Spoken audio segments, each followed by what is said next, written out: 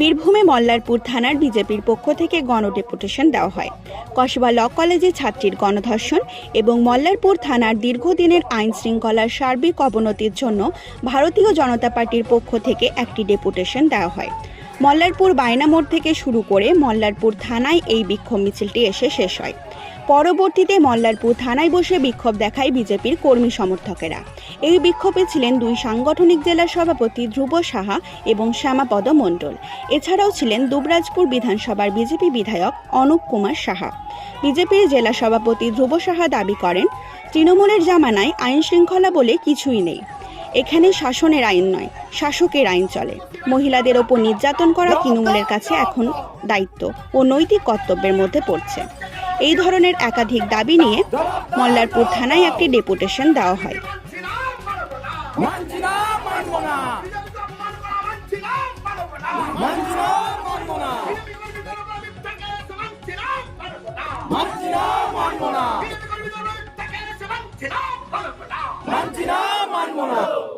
এই থানার ওসি আমাদের ভাতৃপ্রতিম রাজকুমার দাস, ওনাকে ঘুম ভাঙানোর জন্য থানার গেটে আমরা কতিপয় লোককে নিয়ে এসে আজকে ঘুম ভাঙাতে এসছি। আমরা বলতে এসছি, আমরা কিন্তু বলছি না মল্লারপুর থানার পুলিশের চামড়া গুটিয়ে দেবো আমরা, কিন্তু পাবলিক বলছে আগামী দিন পরিস্থিতি তৈরি হচ্ছে। পাবলিক পাড়ায় পাড়ায় বলছে, আপনার কাছে যখন পাবলিকের সমস্যা নিয়ে আমাদের নেতারা এখানে আসছে রাত্রেবেলায় থানায় কমপ্লেন দিতে, আপনি তখন কমপ্লেনটা রিসিভ করছেন না। শুনছি নাকি এমএলএ সাহেব আপনাকে মাসোহারা দেয়, তার কথায় আপনি থানা চালান। সত্য মিথ্যা আপনি জানবেন আর এমএলএ সাহেব জানবে। কিন্তু আমি আপনাকে বলতে চাই রাজকুমার বাবু, আপনি অনেক ছোট বয়স, কম আপনার, পুলিশের চাকরিটা আপনাকে 60 বছর পর্যন্ত চালিয়ে যেতে হবে। আর তৃণমূল কিন্তু আর 6 মাস পরে থাকবে না। এখানে অনেক বড় বড় চোরাচারি নাম করে বলছে মল্লারপুর থানা এলাকায় যারা বালির ব্যবসা করে, সব থেকে বড় ডাকাত, বড় চোর। এই চোর কেন ধরতে পারছেন না? এই চোরের বিরুদ্ধে কেন ব্যবস্থা নিচ্ছেন না? কেন অবৈধ জায়গায় বালি উঠছে? কেন বালি তুলতে মেশিন ব্যবহার হচ্ছে? কেন নৌকো ব্যবহার হচ্ছে? কেন যান্ত্রিক মোটর ব্যবহার হচ্ছে? কেন ভোর করে তল থেকে 100 মিটার তলে বালি উঠছে? এর জবাব দিতে পারবেন? এগুলো আপনি জানেন না জানেন, আপনারা জানবেন না টাকার লোভে। আমার পশ্চিমবঙ্গে ধর্ষকের সরকার চলছে, ধর্ষকদের রেজিস্টার দিয়েছে তৃণমূল কংগ্রেস।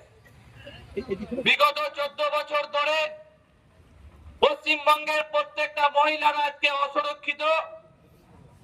শুধুমাত্র সাধারণ মানুষ নয়, সাধারণ মানুষের সাথে সাথে লাস্ট আমরা দেখলাম কলকাতার কসবার মতন একটা নামী কলেজ, আইন কলেজ, সেই কলেজের একজন ছাত্রী, আর তাকে কে ধর্ষণ করছে?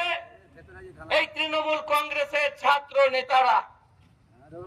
যে নেতার পাকিস্তান বাংলাদেশ হয়ে গেছে, মহিলাদের উপরে নির্যাতন করা ওদের নৈতিক একটা দায়িত্ব এবং কর্তব্য এরকম ভেবে ফেলছে। সেই জন্য আইনের শাসন রাখছে না, শাসকের আইন এখানে চলছে।